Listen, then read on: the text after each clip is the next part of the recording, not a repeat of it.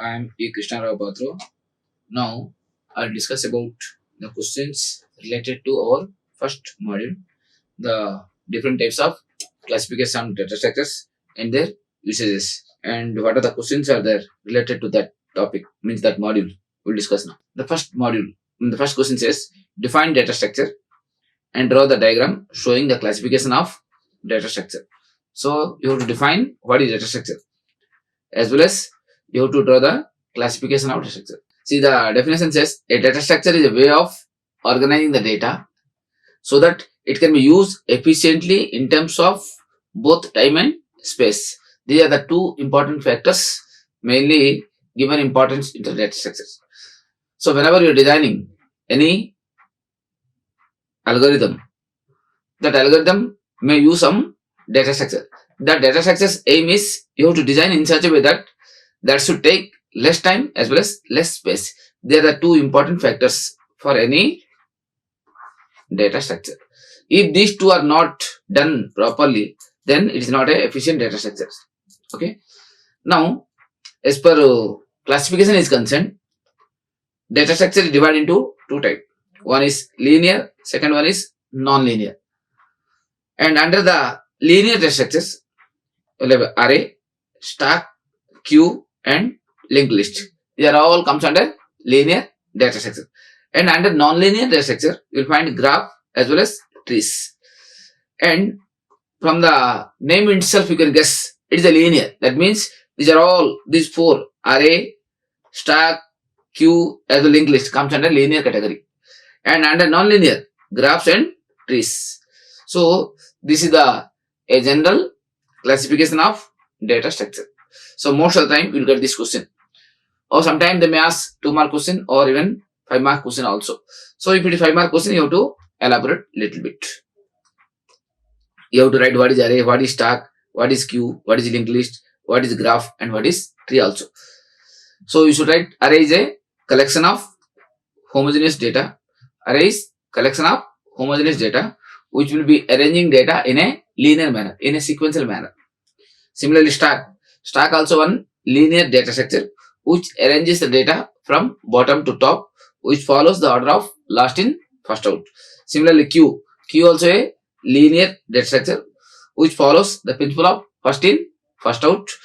And linked list also one type of linear data structure which arranges the data in a sequential manner, and every node will be linking with another node. So little bit elaboration you have to do whenever the marks are more. If based on the marks you have to answer. Similarly, what is graph? Graphs comes under non-linear data structure. So graph is a non-linear data structure which organize the data in a node and edges form. So that means vertices and edges. Collection of vertices and edges. And tree is also collection of nodes, which is nothing but collection of nodes with parent-child relationship. So some sort of elaboration required for this to answer this question. Okay. Next, list the area of application of data structure. That means where exactly this data structure concept is used. Remember, for every program, whatever the program you are using today, every program uses data structure. So that means whenever you want to develop any software, there everywhere you have to use data structure concept, because data structure is what which organize the data in efficient way to store as well as to manipulate the information. So whenever you want to manipulate or whenever you want to store, you need the data structure. So data structures are used in the various areas. The first one is your compiler design. Whenever you want to design a compiler, there you are using data structure because you have to store the data all in the symbol table form. The table is nothing but one type of a two-dimensional array. So array also one type of data structure. So that means compiler design uses data structure. Similarly, operating system also uses various data structures. One of the very, very important data structure is queue, because it is organizing the jobs in a queue, in a priority queue. So priority queue also one type of data structure. Similarly, DBMS also organize the data in a table manner. So because it uses various sort of table. So there the table, which is nothing but one type of a two-dimensional array. So that means in everywhere you will be using data structure. Similarly, graphics also uses data structure. Similarly, simulations uses data structure. Numerical analysis uses data structure. Even I can see your browser. Whenever you are opening your any Google Chrome or Internet Explorer or Mozilla Firefox, any browser, whatever you are opening, everywhere you are using data structure. Or even whatever the software you are opening, everywhere you are using data structure. So these are the various areas of data structure. See, depending upon the question you have to answer. If they are asking only 2 marks, simply write the only names. But sometimes they may ask 5-mark question. Then you have to explain what is this, what is the compiler design. Compiler means what? It is a software, system software. Its duty is to translate from high level to low level. So while translating from high level to low level, you have to store all the data. Means whatever the program you are giving, that program you have to convert into set of symbols. Those symbols should be used, should be stored, or should be processed with the help of a special data structure. Similarly, your operating system performs many functions. Not only the only jobs, it is organizes many information. So the operating system will be using various kinds of data. It will be using array, it will be using string, and it will be using queue, and it will be using stacks, various types of data structures. Even it will be using even the linked list. So many variety of data structure used by operating system. Similarly, your DBMS, which uses M-Tree, the advanced data structure concepts are used in the DBMS concept. And similarly in the graphics, because it has to store all the data and it has to display the data in a pixel form, and those pixels you have to manipulate, there also uses data structure. Similarly, simulation also requires data structure because you have to store all the data. For simulation purpose, the complete data should be stored in a array form. So those array also one type of data structure. Similarly, your numerical analysis, for any analysis, you have to store the data first. So after storing, then you can do any manipulation. And remember, almost all program either uses array or linked list for that, because to process. So after storing only you can do some manipulation. So these are the various applications of data structure. So depending upon the question, you have to answer this. Similarly, they will ask, what is algorithm? What is algorithm design issues? When I say algorithm means what? A step-by-step process to solve your problem. But while designing the algorithm, there may be some issues. What are the issues? You have to think about it. The first issue, input data validation checking. Whether you are checking the input in a proper way or not. If input data is not checked properly, then your output will not be correct. So input validation is essential. So how to validate, how to check, this is also main issue. What condition you have to put, what kind of data you are using for your application. So what should be the minimum value, what should be the maximum value, and what is the range, and what data you should not accept. All types of validation you have to check. So based upon the input you will get the output. Okay. Similarly, loop, because while writing a program, the program may use some loop. The loop will be keep on repeating. Then you should know when you have to terminate. If termination condition is not done properly, then automatically you will get some wrong output. Or sometimes it may go for infinite loop. You may not get the proper output also. So proper termination condition must be written for the loop. It can be a for loop, it can be a while loop, or it can be a do while loop. Proper termination condition must be given. Otherwise, you will get a wrong output. Similarly, how to estimate and specify the execution time. Sometimes to check the efficiency, you have to be careful about how to write the program in such a way that it must take less time.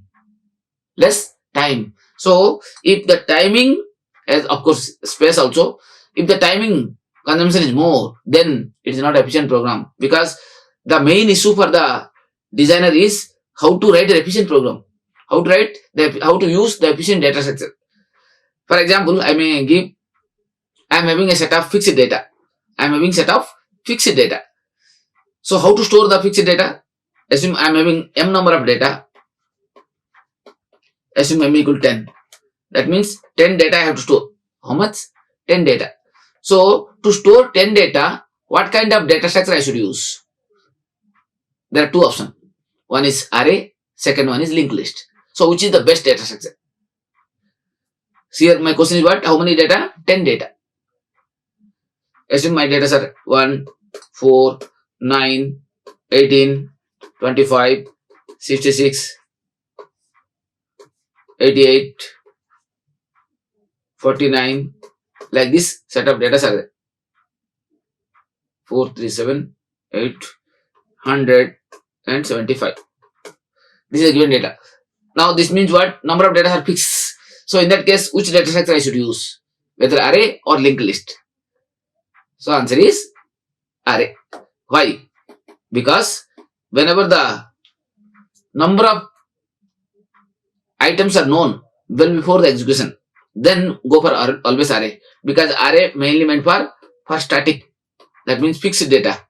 Whereas if I say you store the number of data, if the number is not known, whether it is 10 or 20 or 30 or 50, that is known during runtime, in that case go for linked list. Dynamic. So linked list for dynamic purpose.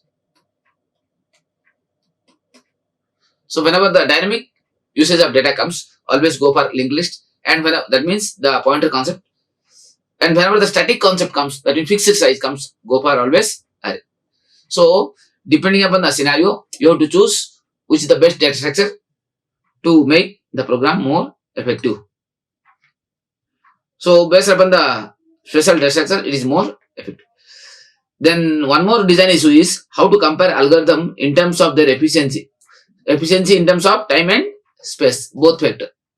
Time factor and space factor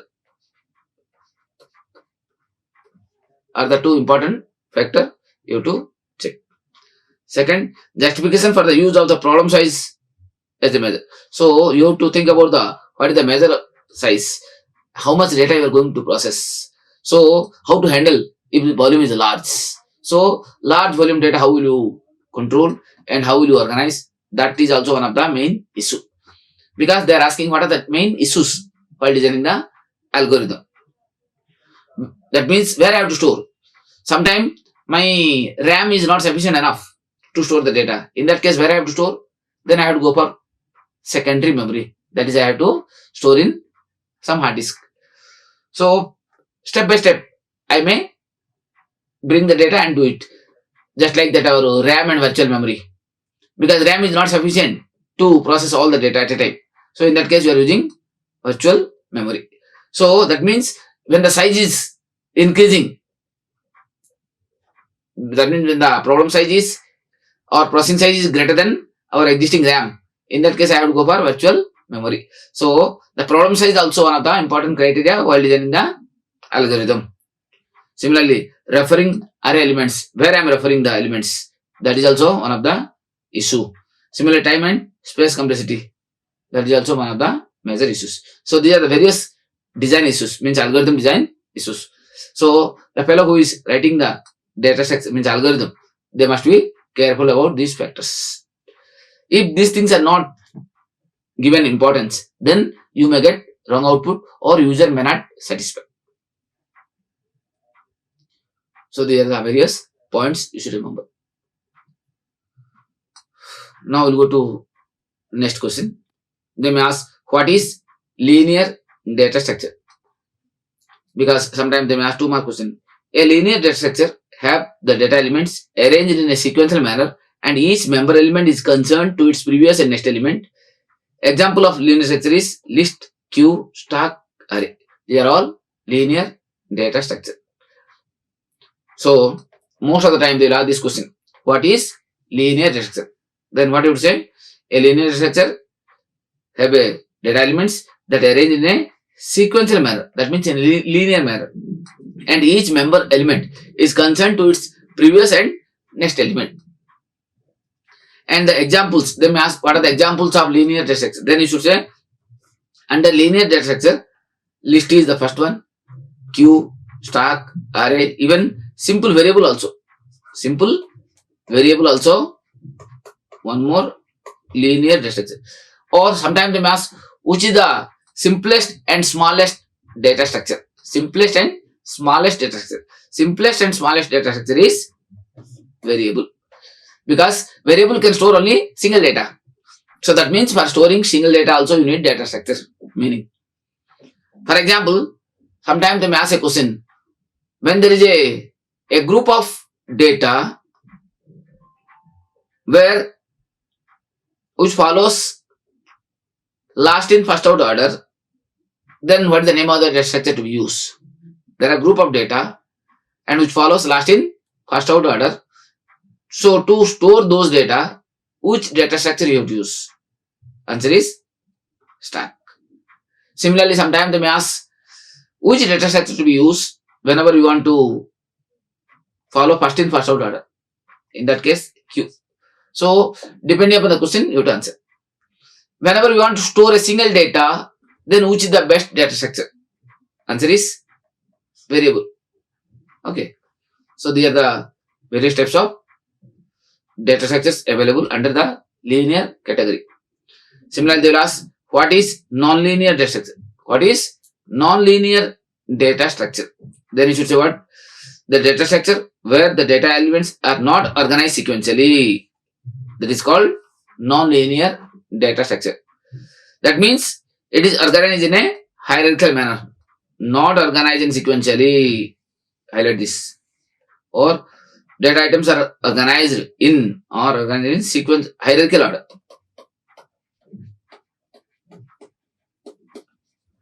Whenever you are organizing data in a hierarchical order, then that data structure is called non-linear data structure. Examples, they may ask what are the examples of non-linear data structure. Then the best examples are, one is tree, second one is graph. So tree is also one type of non-linear data structure, because in the tree the elements will be stored in terms of node, and those nodes will be organized in a hierarchical manner. There will be a parent-child relationship. That's why the tree comes under non-linear data structure. Similarly, in the graph also we are having set of vertices and edges, and those vertices and edges are organized in a hierarchical pattern. So that's why graph also comes under non-linear data structure.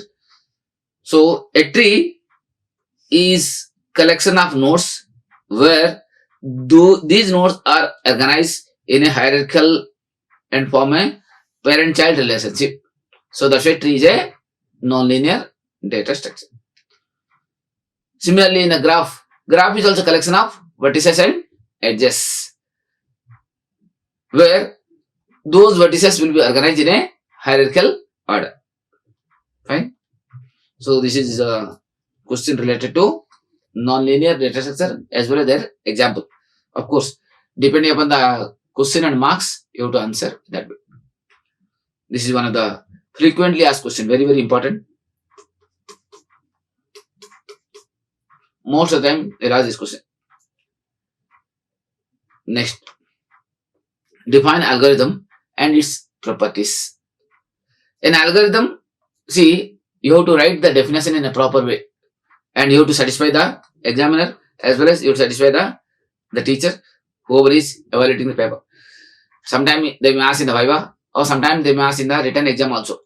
And this is the important question you must know. In examination they will ask, in placement drive they will ask, in any interview they may ask. So try to know this definition first. An algorithm is a finite sequence of instructions, each of which has a clear meaning and performed with a finite amount of effort with finite length of time. Then that is called algorithm. So remember, an algorithm is a finite sequence of instructions. So that means what?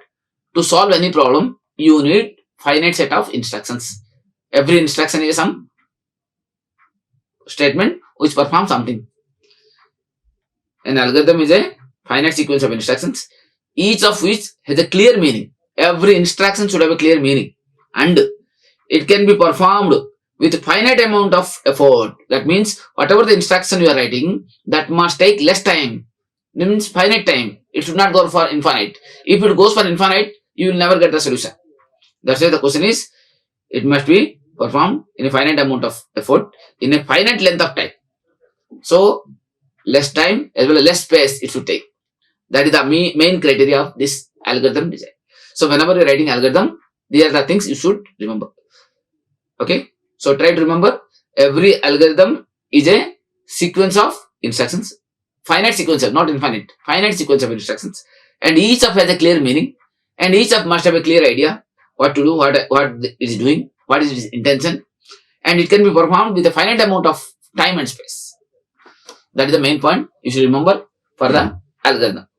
And they will ask, algorithm must satisfy the following criteria. What are the criteria must be satisfied to write the algorithm? So whenever you want to write an algorithm, what criteria you must follow? There are mainly 5 criteria. One is input criteria, second is output criteria, third one is definiteness, fourth one is finiteness, and fifth one is effectiveness. These are the 5 criteria you have to know while writing the algorithm. That means you have to give more importance to this part while designing the algorithm. The input path, 0 or more quantities are externally supplied. That means you may pass either 0 argument or you may pass more than 0 argument also. Because sometimes you may write an algorithm without input also. Or sometimes you may write an algorithm with some input. That's why 0 or more. Second, output. At least one quantity is produced. So whenever you are writing algorithm, at least one output should come. It cannot be 0 output. Next, definiteness. Each instruction is a clear and unambiguous. So whatever the instructions you are writing, that must be clear and there should not be any ambiguity. It must be understood by others easily. Because the algorithm, whatever you are writing, that must be understood by others. If it is not understood by others, then nobody will use that algorithm. That's why algorithm should be written in such a way that it must have clear meaning for every statement. It should not have any ambiguity. Next, finiteness. If you trace out the instructions of an algorithm, then for all cases, the algorithm terminates after a finite number of steps. So whatever the instructions you are writing, it must terminate after few amount of time. If the instruction is not terminating at all, if it is going for infinite time, then that is also not the good sign for the algorithm design.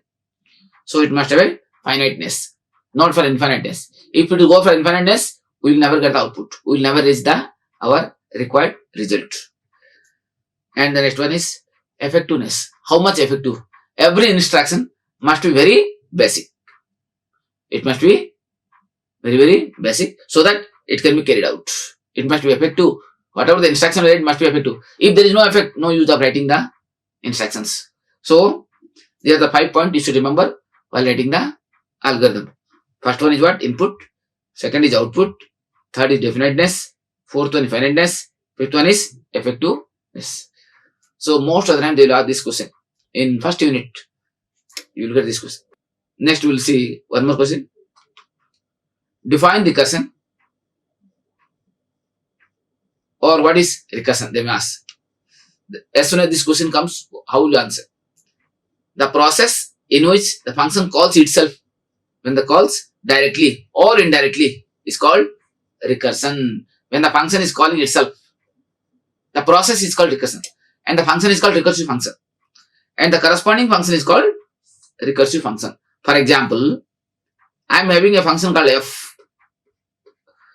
Inside the function f, again I am calling f. So f is calling f again. So it is called a recursive function. Whereas I am having a function f. Inside the function I am calling function g. And inside the g I am calling again f. That means f is calling g, but g is calling again f. So that means indirect recursive. It is indirect recursive. So when the function is calling itself, that is called recursive function. And the process is called recursion.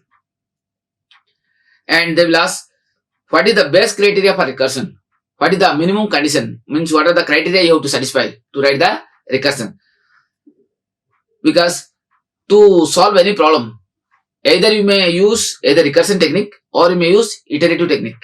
So whenever you're writing recursive technique, there are some criteria you have to satisfy. The first criteria is the condition to terminate, criteria of the condition. If the condition is not written properly, termination condition, then it may go for infinite recursion. So there is a chance of any stack overflow because recursion internally uses again stack. There must be at least one base criteria or condition such that the condition met the function stops, which is calling itself recursively. If base criteria is not written properly, then it may go for infinite recursion. If infinite recursion goes, then there is a chance of runtime error, that is called stack overflow. So you may get a runtime error. Runtime error if it is not written properly. Right? Of course, one more criteria also you can write, the parameter to be passed. What parameter you are passing?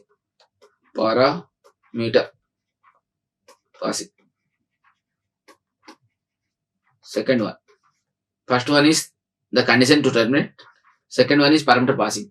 Because whatever the parameter you are passing every time, it may be updated. So those value again you have to use in your program. Based on the parameter, either it may stop or it may continue. So there are the two base criteria for the recursion. And they may ask a question, recursion is alternate for what? Recursion is alternate for iterative method. Because same program you can write with loop. So sometime you may use loop or sometime you may use recursion. But recursion will be slow. Recursion will be slow because it will be using push and pop operation internally because it is using stack internally. Next, what is infinite recursion? A recursion which never reaches the base case. If the recursion is not meeting the required condition to stop, that means it is going for infinite. So it will go on making recursive call forever. The program will never terminate. Okay. If the recursive function never reaches the base case or base condition, then it will go on making recursive calls forever and the program will never terminate. So this type of recursion is called infinite recursion. They may ask a question, what is the problem for infinite recursion? What type of problem may come for infinite recursion? Then answer is stack overflow. Stack overflow condition may arise because recursion internally uses again a stack data structure. Next, you have seen what is recursion. If the recursion never reaches the base case, it will go on making recurse forever and the program never terminates. Ninth question you see, if there is no base criteria in a recursive program, then the program will dash. The program will execute infinitely. It may go for infinite time. If the base criteria is not terminated. If the base criteria is meeting, means satisfying the condition, then it will stop after meeting the condition. Otherwise, it will go for infinite. They may ask another question. Which data structure is used by recursion? Remember, this is one of the very, very important questions. Most of the time, they will ask this question. I am putting triple stack. The answer is stack. Because it will be using the stack data structure. Whenever the function is calling, it will push into the stack. It will push into the stack. When the function is called. When the function is called. They may ask a question. When the function is called in the recursion, what happens? Then you should say there is a pushing operation happens. That means the code will be pushed into the stack. Whenever the popping operation occurs. Popping operation occurs whenever the function returns. Whenever function returns. Function returns, that time the pop operation done. So remember the two operations. One is push, second is pop. So pop will be activated whenever the function is returning. when function returns. And push will be occurring whenever function is called. As soon as the function is called, the complete code will be pushed in the stack. Whenever the function is returning, the code will be popped out. So most of the time they will ask this question: which data structure is used by the recursion? So answer is stack. Next, what is tail recursion? See, again I can say there are two broad categories of recursion. One is head recursion, second one tail recursion. Head recursion means which is calling directly one by one, and you can write some conditions, and after calling also there may be some set of statements. But in the tail recursion, if the recursive function is calling itself and the recursive call is last statement, if the recursive call is the last statement, after the recursive call there is no more statement to execute. That itself is a tail. That itself is end. That means from there again it is going up. So that type of recursion is called tail recursion. And whatever the things are there, you can pass as a parameter through this function. So after the recursive function, which performs nothing, that means there is no more statement. Assume if f is a function, there are some statement, then again you call off. So below this nothing will be there. So after f, no statements are there. This itself is calling. So this statement will execute, then it will call. That is a tail recursion. Of course, you can pass some parameter also. But f is a function. I am having a function again here, and here some statements, statement 1, statement 2. Then it is not a tail recursion. It is a normal recursion. Because here it is executing. After returning again, it has to execute these two. So this type of recursion is not a tail recursion. Whereas this is tail recursion. So you must be very careful whether you are writing a regular recursion or head recursion or tail recursion. Okay. So as per the definition is concerned, what to write? If a function, recursive function is calling itself and recursive call its last statement, underline the word last statement, and in the function it is known as a tail recursion. This is a simple way of writing. After the call, the recursive function performs nothing. The function has to process or perform any operation that is the time of calling, and it does nothing after returning time. So that means once it returns, there is no more statement to means execute. Nothing will be in balance. Next, what is the output of the code? What exactly this program is doing? Now, whether this is a recursive program or non-recursive program, how will you check? Now you observe this program, whether it is implementing recursive nature, a recursive function or not. How will you know? If the function is calling itself, then you can say it is recursion. Now see, the name of the function is f. Here f is calling f. Here also my f. From here control is going up. So if the function is calling itself, then it is a recursion. Now if you observe here, now the question is what? What is the following code does? What exactly the output? And my question is what? Read the number. I am reading a number. Then I am calling the function f with n as a parameter. Assume I am passing n equal to 123. I am passing n equal to 123. So 123 goes here. Here what is doing? If b equal to 0, return there itself. Return the list. The list is initially empty. List is empty list. When the empty list comes, sum of list. That means prints 0, nothing. List is empty.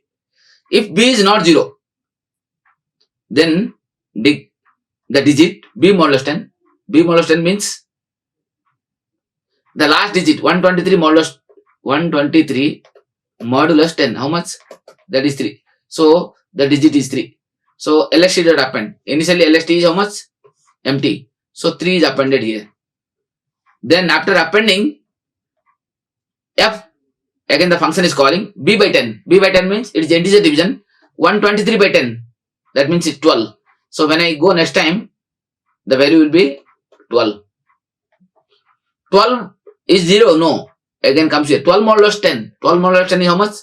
2. So 2 is now appended. So 2 is appended into list. Again, divide. 1, that means 12 by 10. 12 by 10 means how much?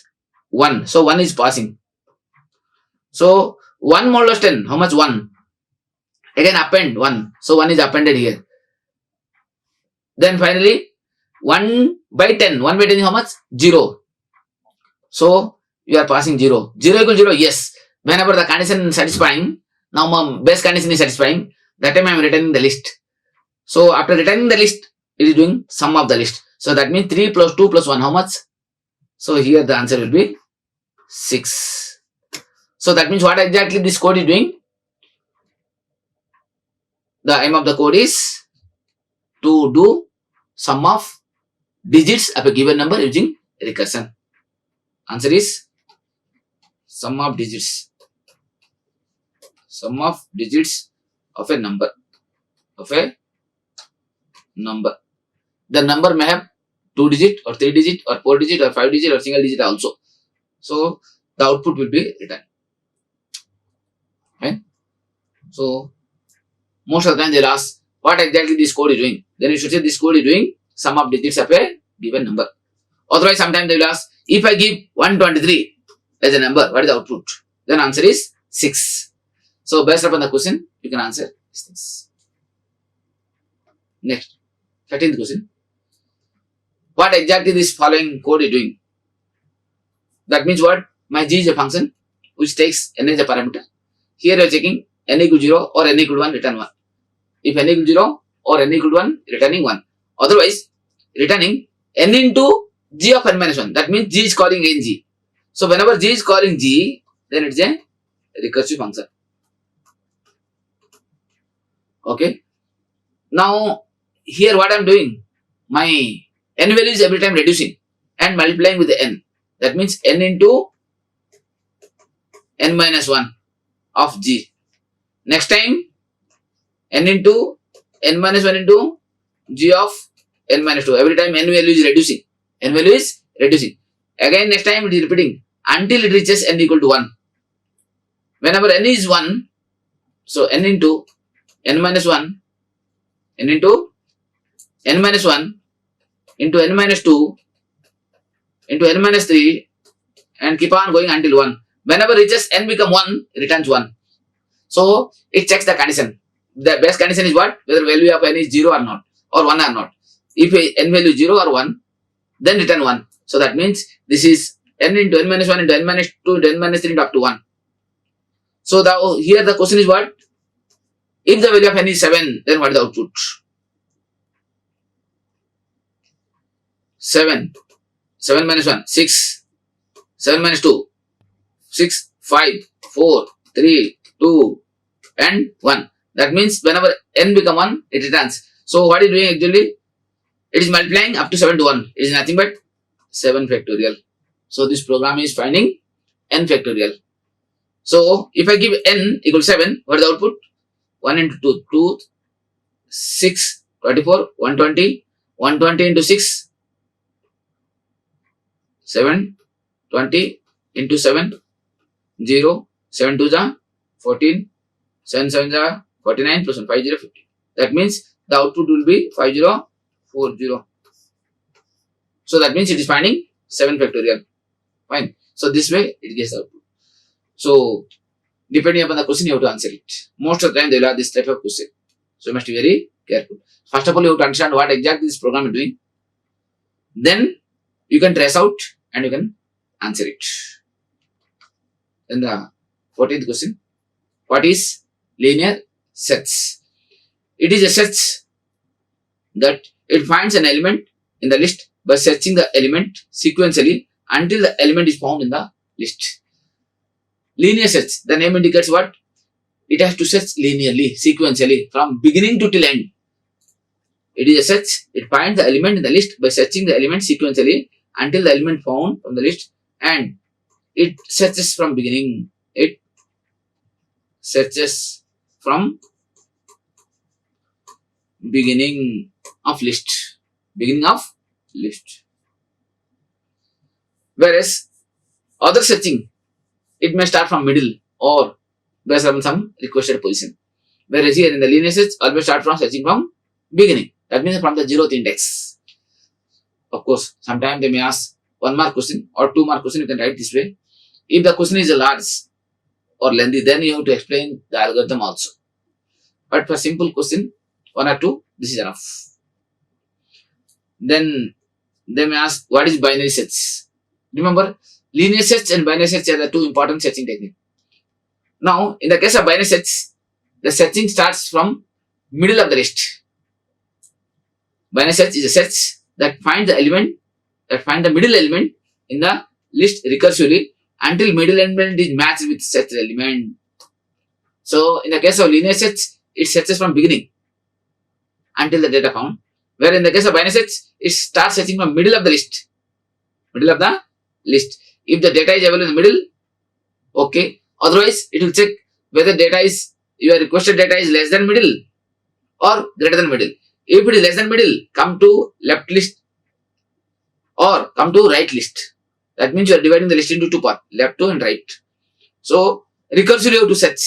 Recursively you have to find the middle element and check the middle element with the requested data. If both are matching, okay. Otherwise, if you have searched completely, then you can say it is not found. Otherwise, data not found. And they may ask what is the best time complexity for linear search. Then you should say order of 1. And the worst case, that is order of n. Because in the linear search, it will be start searching from beginning to till end. So, till end if the data is not found, that is also average, means worst case. Or sometimes the average case. In average case also order of n. Okay. Similarly, for binary search, if the data available directly in the middle itself, so that is order of 1. That is if data found directly in the middle of the list.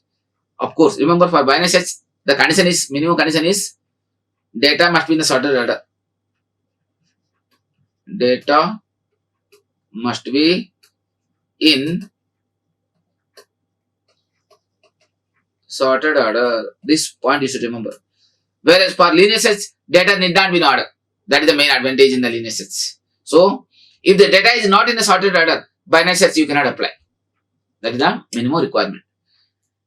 And remember, for binary search, the best case time complexity is order of 1.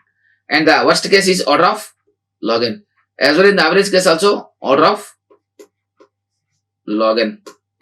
These are the various time complexity of different types of searching technique. Fine. Similarly, they may ask, what is asymptotic notation?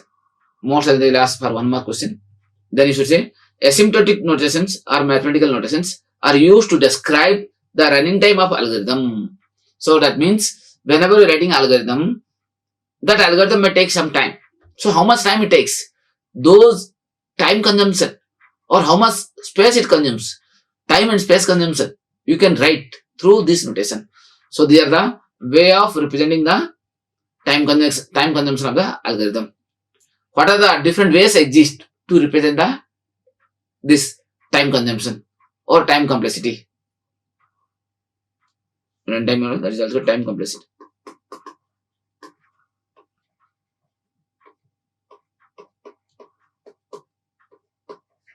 Okay.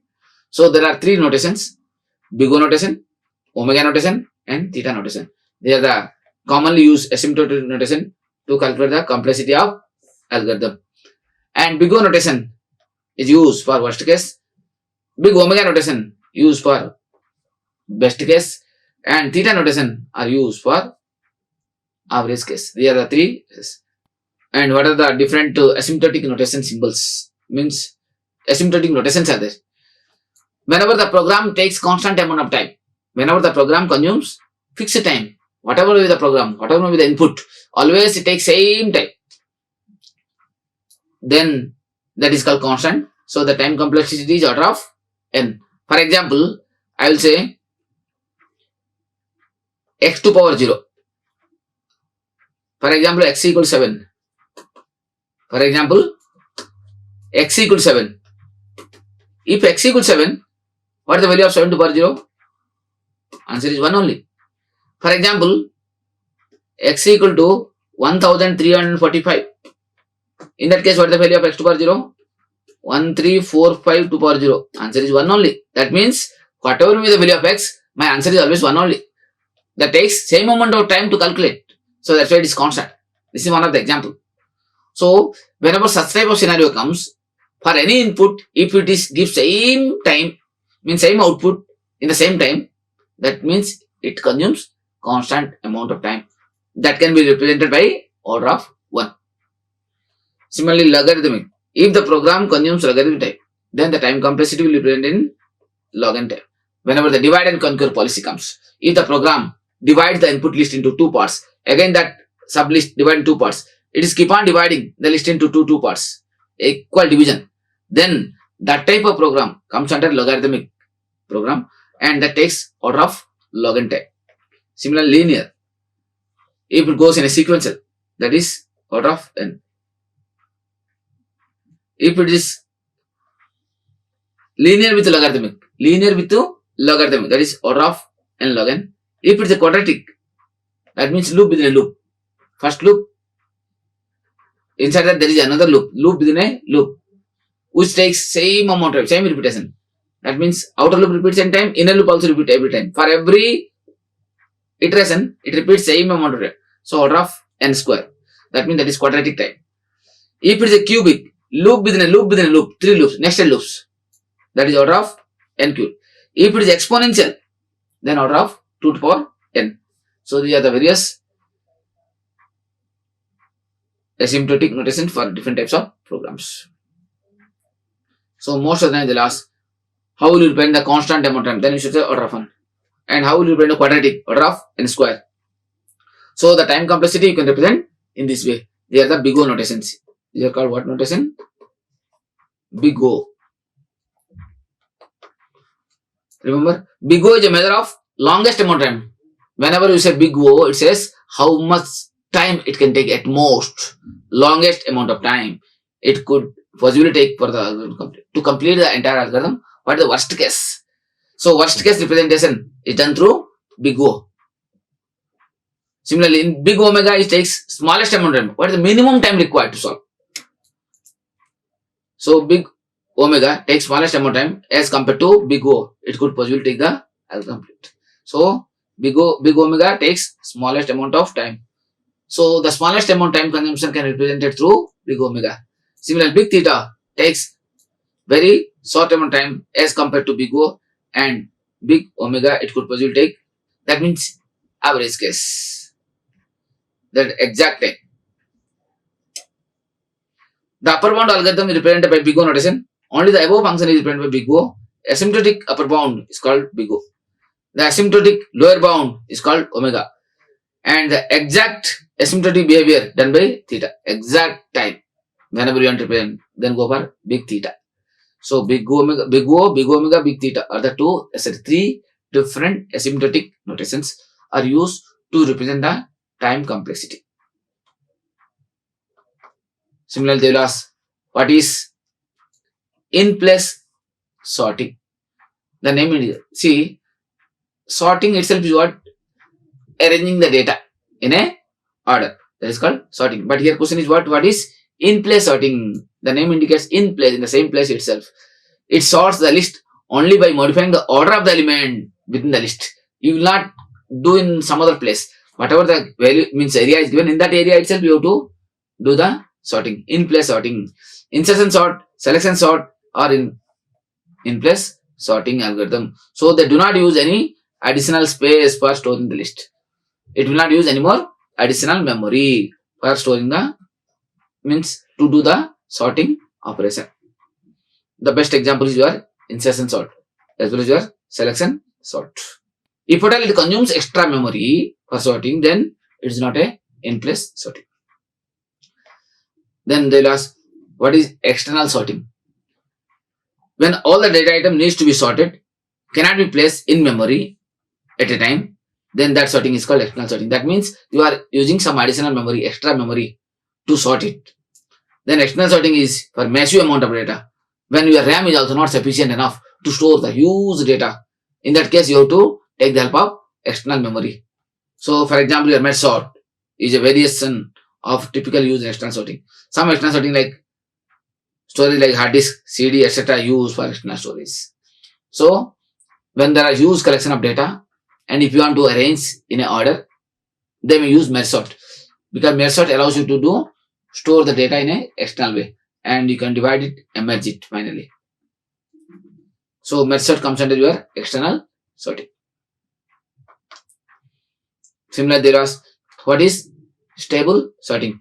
A sorting algorithm is said to be stable if two objects with equal keys appear in the same order in sorted output as they appear in output array to be sorted. So that means if you are having same data in the input, same data multiple times in the input, in that case the output after sorting also, that order they should follow. For example, I am having this set of data 10, 20, 20, 30, 10. Please observe here. Here I am having 20, 22 times. 20 in which color? In the brown color. And this 20 is in the green color. So after sorting also, it should follow the same. After brown 20 should come, and then this 20 should come. Means green 20. After sorting also, they should not lose their order, because both values are same. If this order is followed, then that sorting is called stable sorting.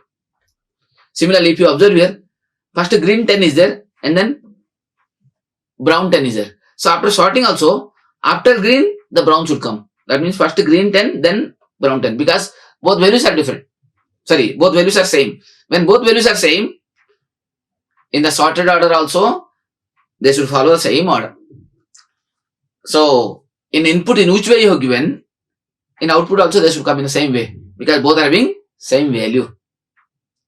So sorting is stable because the order of the balls maintains the values are same. The ball with green color and the value of 10 appears before the orange color. Balls with the value of 10, similarly the order is maintained for 20. So from this diagram, I think it is clear.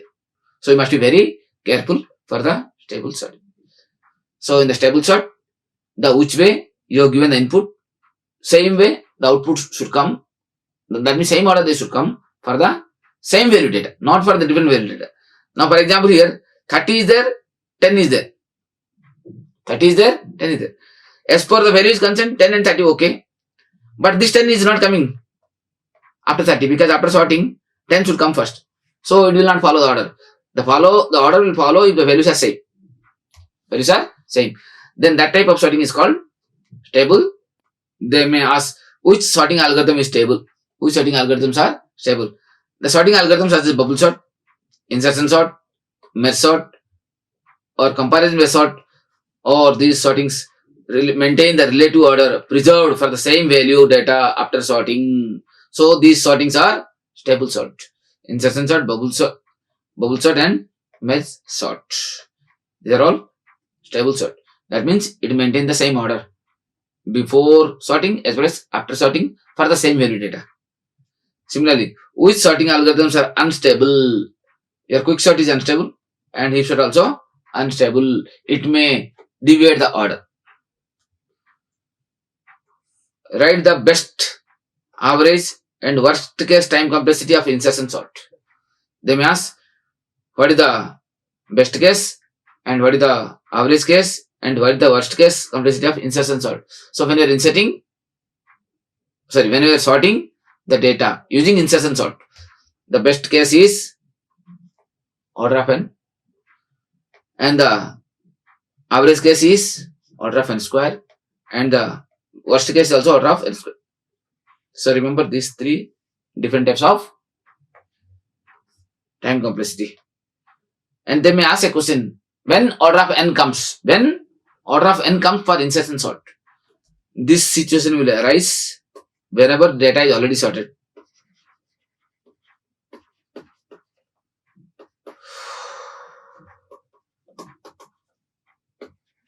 Data is already sorted. Because when the data is already sorted, it will keep just at the end only. Keep on going end time. It will not repeat internal loops. And remaining cases are this. So these are the three different types of cases. And most of the time they will ask this question. What is best case? What is the average case? As well as what is the worst case. Similarly, they may ask, write the worst case time complexity of bubble sort when input array is already sorted. If data is already sorted for bubble sort, then the time complexity is order of n square. Because in the bubble sort, whether it is sorted or not, it has to go internal as well as external. That means internal n time, outer also n time. So n into n square. So that's why it is quadratic. So it is taking order of n square. But they may ask a question, what is the best case time complexity of optimized bubble sort? See, remember there are two types of bubble sort. One is normal bubble sort and second one is optimized bubble sort. Optimized bubble sort. This optimized also called modified bubble sort. This is also known as modified bubble sort. And this bubble sort is little bit optimized. That means it takes less time. When if the data is already sorted, that means the best case comes if the data is already sorted. If you apply optimized bubble sort, then the time complexity is order of n. That means it is linear, not quadratic. Because inner loop will not execute. It will just execute outer loop only. Once it checks, then it will stop there itself. So the time complexity for the optimized bubble sort for the best case is order of n. So you must be remembering this. Then they will ask, what is the worst case time complexity of quicksort? What is the worst case? That means if the data is already sorted, worst case comes for quicksort is if data is already sorted. If the data is already sorted, then the time complexity is order of n square. Generally, in the case of quicksort, the time complexity is order of n log n base 2. Whereas if the data is already sorted, then it is one of the worst case. That means it will be taking lot of time. That goes in again quadratic time. So order of n square time. But sometimes they may ask best case as well as average case. This is worst case and average case or best case is order of n log n base 2. Okay, for quicksort. Similarly, they may ask write the best case, average case, worst case time complexity of selection sort. In selection sort, whether is a data is sorted or unsorted, it doesn't matter because every time it will select and put it. So always in all the three cases, best case, average case and worst case, order of n square only. So depending on the type of sorting, the time complexity also changes. So all sorting patterns are not taking same time, takes different time because the algorithms are different. The way of writing the instructions are different. Next, consider a situation where the swap operation is very costly and which of the following sorting algorithms should be preferred so that the number of swap operation can be minimized. In general, they have given the four options: heap sort, selection sort, insertion sort and merge sort. Which is the best one? Because you are thinking about the swap operation. Because swap operation which is interchanging, it consumes more time, means it is cost effective. So in that case, which is the best answer here? So if you think about these four options, the selection sort is the best one. Selection sort makes order of n swaps, which is minimum among all the sorting algorithm. So you should know this all behavior of the all types of sorting technique. So in selection sort, you'll find minimum number of swapping. Because here it is giving importance to swap operation. The swap operation is very costly. So if you compare all the type of sorting, the selection sort having minimum number of swap. That's why it is answer is B. Then they may ask, you have to sort 1 GB of data with only 100 MB of available main memory. Then which sorting technique will be most appropriate? You are having 100 GB of data with only 100 MB available memory. That means you are having less memory, less RAM, 100 MB RAM is there. But data are more, 1 GB data. So 1 GB data is available in hard disk. Okay. So which sorting technique will be most appropriate? They have given the four options: heap sort, merge sort, quick sort, as well as insertion sort. So whenever if you compare, because I told you in external sorting, because you are having a huge volume of data that cannot be stored in a RAM. So in that case, you have to take the help of external storage area. If you are storing in external storage area and doing sorting, then that is nothing but your merge sort. Because merge sort helps you to retrieve the data from external memory and do the swapping operation easily. So that's why B is the best one. Because see, you can read the explanation. The data can be stored when sorted using the external sorting, which uses the merging technique. Divide the data up to 10 groups and each size of 100, and each group, and sort each group and write them into the disk. That means you can make a group by group and do sorting, and finally you can do merging also. So load the 10 items each group into the main memory out of the smallest item from the main memory to the disk, and load the next item from the group and whose item has been chosen, and repeat these steps until all the items are sorted out. The step 3 and 5 can be called for merging technique. So merge sort is useful whenever having a huge volume of data and which you are not able to store in the direct RAM itself. Then another question, they may ask like this: write the disadvantage of linear sets compared to other setting technique. Remember, we are generally discussing about this linear and binary sets. Linear sets is the simplest one, and binary sets is little bit faster one. But you have to write in a recursive or divide and conquer policy. Binary sets has a better asymptotic time complexity. Binary sets takes less time, but linear sets takes more time because it has to start searching from beginning to till data found or till end of the list. So binary sets is better asymptotic time than linear sets. The meaning that it scales better with input size. That means if the size is small, then linear set is better. But if the size is huge, linear set is not at all suitable. So however, it requires the data to be already sorted and requires the random access capability. For example, an array can be do this like this. Linear sets does not have this requirement and also simpler. Linear set is suitable when the volume of data is very, very small. And linear set is slow compared to this because it starts searching from beginning to till end. Whereas if you compare with binary sets is always faster because binary sets follows divide and conquer policy, whereas linear sets follows in a sequential policy. So the disadvantage of linear sets is it takes more time, but this is a simple way to implement. There is another question: write any two application of binary sets. Where exactly binary sets you are using? There are actually many applications where binary sets are used, because when I say binary sets, you are using divide and conquer policy, because in the binary sets always it goes to middle and then start searching. If the data available in the middle, okay, data found. Otherwise, it will compare the middle data with your required data. If the required data is greater than the middle, then you are checking the right hub. If the required data is less than the middle, then you are going to left hub. So you are able to discard at a time 50% of the data.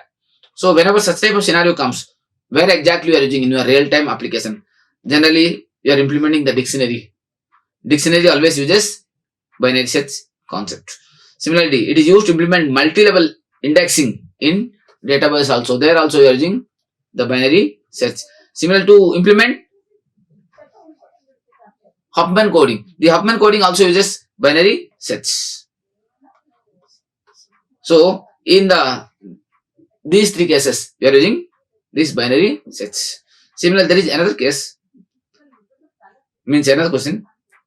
State the name of the sorting algorithm that will take the least time when all elements of input array are identical by considering the typical implementation of sorting technique. So, which type of sorting algorithm will take the least time when the elements input array is identical by considering the typical implementation. That means either identical. Identical means same, or the data may be already in the sorted order. In that case, which sorting is the best one? If the data is already sorted or the data is already identical, then insertion sort is the best one. So they may give multiple sorting, but in this scenario, insertion sort is the best one. Similarly, they may ask of the following sorting algorithm, which has the running time that is the least dependent on the initial ordering of input. So without considering the initial ordering of input, which is the best one? We are having merge sort, insertion sort, selection sort, quick sort. That means the input may be anything. It may be a sorted order, it may be unsorted order, or it may be a random order. So in that case, which sorting will take the same amount of time? So, or the input may be a smaller one or a huge one. In that case, which sorting is the best suitable for all cases?